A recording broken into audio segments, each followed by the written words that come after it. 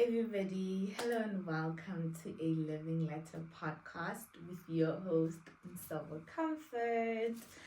Today is going to be like a very light-hearted episode. We're going to have a conversation, guys. It's just random thoughts that I've been having, and I'm like, you know what, let me just share these thoughts that I've been having. But also before that, guys, have you tried tea with oranges? Rooibos tea with orange. Let me plug you right now. It's the best thing ever. And guys, also I'm sorry, but like I'm those people that when they drink tea, they slurp like when I drink tea, especially if it's hot now because my tea has, gotten warm. But if it's hot, like why would you risk it? Like why would you risk going in for a full sip, knowing good and well that your tongue is going to burn and the upper part of your mouth? Like, I'm sorry. People be overreacting when somebody's like drinking tea and they're like, relax, calm down. It's really not that deep. It's just tea. Everybody knows that tea is hot.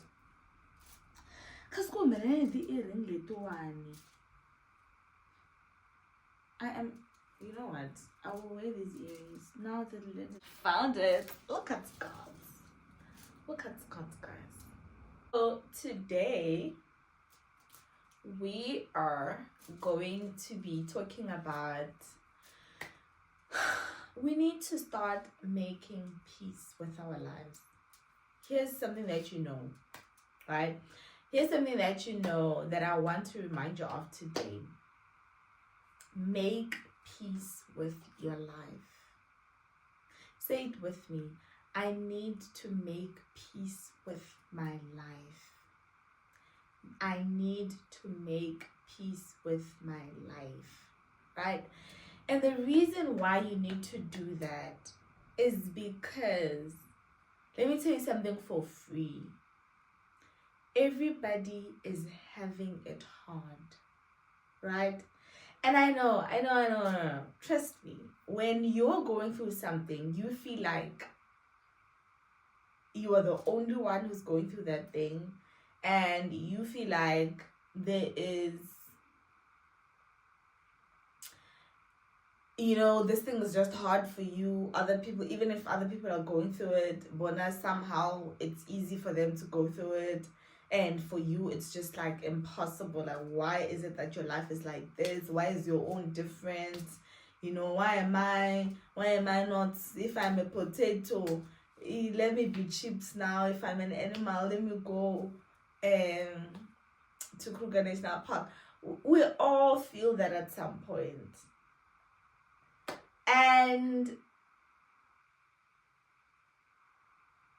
that's life. That's what life is, right? Life is going through different things at different moments in our lives for the rest of our lives. That's it, right?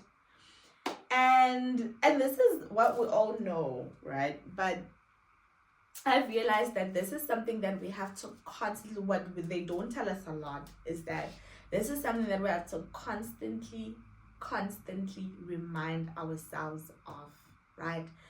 And there are different ways to make peace with your life, right? There is, the other day I was at church and our youth pastor was sharing with us about the story of the four lepers in the book of 2 Kings chapter 7. I think it's from verse 3. It talks about how there was, like, Elijah had made a prophecy that, in Samaria at a certain time, they're going to be selling food almost like for free, right? They're going to be getting food because it was a famine in the land and a lot was going on. And then there was these 4 lepers and they were sitting outside the gate and they spoke to themselves, right? They were like, you know what? Either way, guys, if we sit out here outside the city gate, we're going to die. So we'd rather go to the enemy's camp, right? They were willing to go to the enemy's camp and surrender themselves to and ask for food. If you keep us as whatever you want to keep us, sure. If you don't, then we're going to die either way, right? And when he was busy explaining the story, right, and I'm like, well, then he said, like, while I had never imagined it like this, like while they were walking towards the enemy's camp, at the same time, the enemies, right, God had brought confusion amongst them, that they, oh no, it was fear. They started hearing, like, from afar chariots and horses, and like they thought that there are people coming to wage war with them, but it was all in their heads, it was all in their minds, right? They thought the people are coming, and these people, they felt like it was a great army, so they were like, yay, let's run. Even if we fight these people, we're not going to win. But it was all in their head, right? And as those 4 lepers men went there, they found that the camp was clear. The enemies that they thought that that had been oppressing the city of Samaria, they found that there was no one there. But anyway, it's a very nice and encouraging Bible story. Go and read it. So, but that's not the point. The point there, I was like, so people in the city were having it hard, right? Because there were crazy things happening, like people deciding to sell each other's children. They were like, okay, today we'll eat your child, tomorrow we'll eat mine. And then the other one now was like, no, tomorrow came, and then she was like, we're not eating my child. Now, hey, Guningi, it was Guningi. And I'm like, yo, it's crazy how you would look at the lepers, man, because they had leprosy. You think, oh, they are the ones that are going through a lot. And you think about the women who are busy, like, exchanging children to sell them for food, well, to eat them. And they were having it hard. Or the king, that, all of his people were looking at him for provision. Or Elijah, whom all of this is happening because they are pursuing him, right? And he's stuck in all of this trouble because he was sent by God. And I'm like, everyone is just, it's just hullabaloo in this story. And I'm like, it's just like in real life, that we have such a temptation, and I think it's from the enemy. There are people that are married that are going through marital problems. Some that are married, their marriage is great, but they're going through financial problems. There are people, that are not married, that I'm like, oh, pig load. Like, you know what they say about Sundays, guys? That Sundays are for lovers. There's this girl, she's like, guys, oh, what is Sunday loneliness? Kaboma, 3 Sunday, on Sunday 3 p.m. you will feel it. You will feel it that you are not married and you do not have a husband to spend your Sunday nap with, or whatever. And like, I felt it too, right? And other people are also feeling it too. Even, unfortunately, some married people are also feeling it too. And this is me trying to say, guys, that there are things that we want that we do not have. There are things that we want to change that we can't change right now. But there are things that we can change. And it starts by making peace. Right, then okay, sharp and so on, comfort, but this is what you have to deal with right now, right? This is what you are dealing with right now. This is what you have to deal with right now, and that's okay, right? For now, because this is the hand that you have dealt yourself with, or have been dealt with, or somehow following something that you are here. It doesn't even matter how you got here. You are here, right?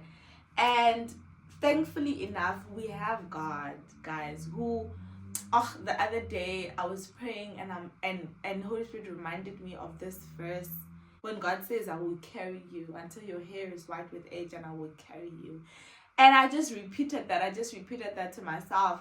And the more I repeated it, the more I believed it. And I held on to that word, and it started setting me free. And joy started coming, and peace started coming, and love started coming. Love for my life, love for myself, love for God, love for what He has given me, love for what He hasn't given me, you know. And all of this started coming. And that's why, you know, God says His word is daily bread, right? Because you're literally going to need it on a daily basis, because the enemy is relentless in coming to lie, to kill, and steal, and destroy. And we have to combat the enemy. Sometimes, like, shabu, you can go through a day being under the weather, whatever. But if you feel like it has been a couple of months now, a couple of days now, where you haven't had peace at all or joy at all, go before God and be like, Lord, you said that we will face trials of many kinds in this world, but you have already overcome the world. And claim your peace, because He said He's going to give us peace for free. And that's the beauty of having God in our lives. So if there's something that you don't like, just like make peace with your life. As I was saying, make peace with your life name. And if there's something that you want to change, figure it out. Okay, in my life, what can I introduce, or what can I subtract that you feel like can add to your joy, and add to your peace, and add to your happiness, or add to ultimately the goal that you want to, like, that is making you feel like, oh, it's so far, I don't have this, or whatever. And just do stuff. Like, I have a friend that started the 75 hard soft challenge or whatever, and, you know, she went through something that was, you know, it felt as if, like, everything that she was doing since the beginning of the year just came crumbling down. And it was hard. Like, for a couple of days or a week, it was very hard for her to deal with. But then she accepted her reality, and the Lord helped her into, you know, finding new ways of doing the thing that came crumbling down. And now she's doing it, and, you know, she's finding out ways, doing this challenge is finding out ways for her that are going to bring in, to stop her to overthink or to have anxiety or whatever, and to just bring in a bit of joy and excitement in her life, you know. There is a project that I've been working on that is teaching me a lot. To think it hasn't even begun. The process to make it begin has been long. It has been long, guys. It has been so long. Like, long as in, like, texting and kuning. But, you know, the other week, the Lord gave me an instruction on how to go about it. And it looks like, you know, the instruction that the Lord gave me, because I was, like, downtrodden, overwhelmed, whatever. The instruction looked like, you know, it's opening a door, whatever. And that gave me, like, a bit of hope again for this project. And I'm like, you know what?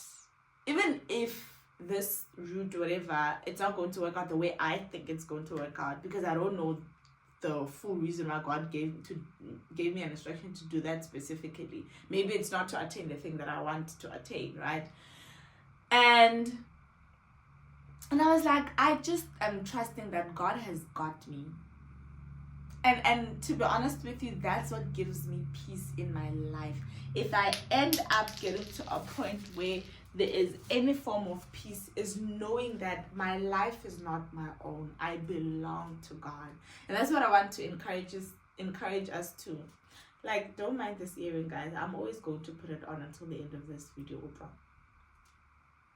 So we're always, you know, trusting God and believing God. It picks you up whenever you are down. And whenever there is a dream of yours that you have, or a desire, it's always going to be challenged. It's always going to be attacked in some form of way. Whatever goal, like, for as long as you are moving, there is always going to be some form of resistance. But in this life, yes, you belong to God, and God has a plan for your life. And make peace with that, right? That God has a plan. And if you feel stuck in any way, or you feel like, you know what, you've been dealt a very, very bad hand, you are not the only one feeling like that. I want to assure you that is, if there is stuff that people can relate to, is to feel as if the hand that they have been dealt is unfair, right? And we might feel this in different capacities, but we all feel it and we all experience it.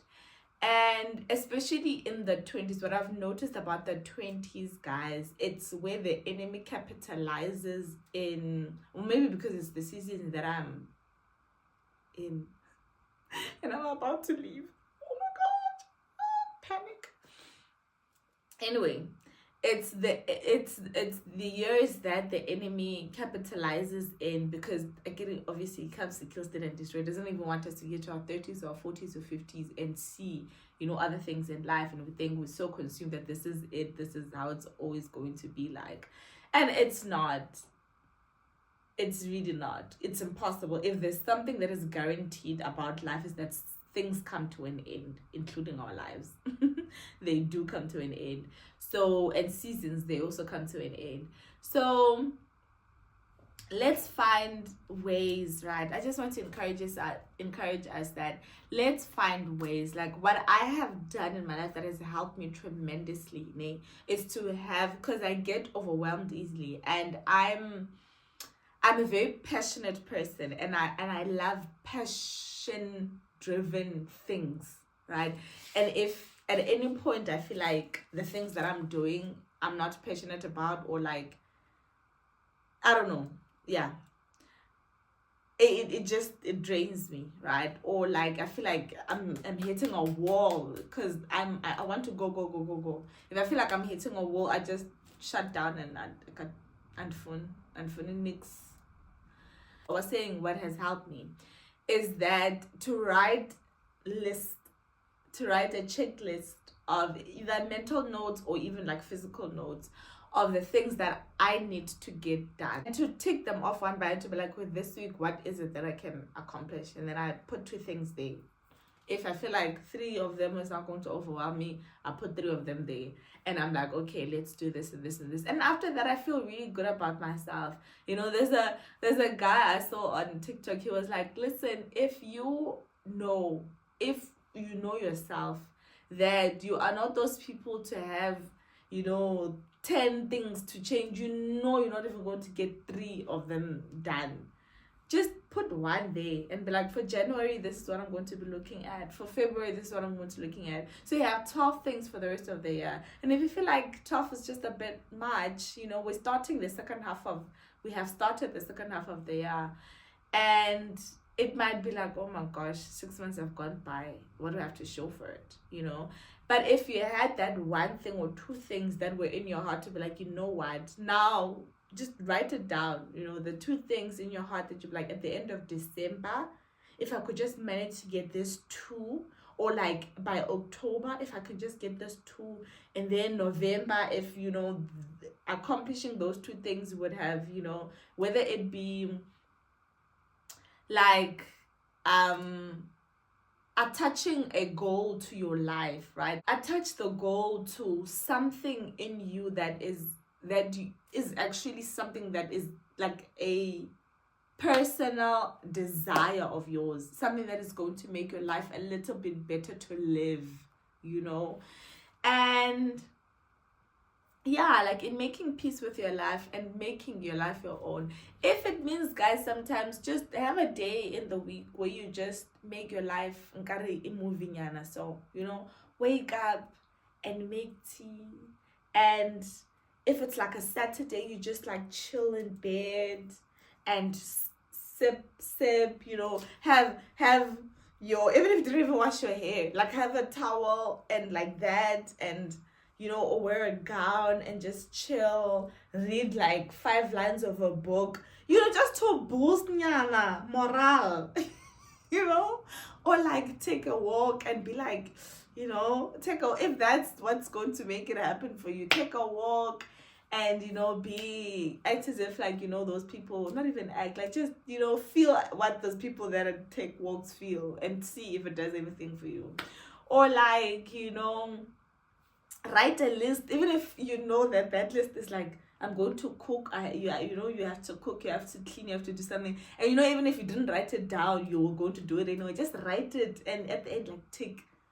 Just so that, do stuff, guys, that are going to make you love your life more. Because it's unfortunately, it's what you're going to get. This life is what you have. So let's try and make the most of it. You see how this earring has been stubborn in coming out. Even me, I was stubborn in making sure that it remains in my ear and here. And I fought back. And now I feel better about myself that, you know what, I can actually be. So now the next thing that comes, the work that I have to do now, I will be able to have confidence that I conquered the earring. Maybe I can conquer this task that I have in front of me today.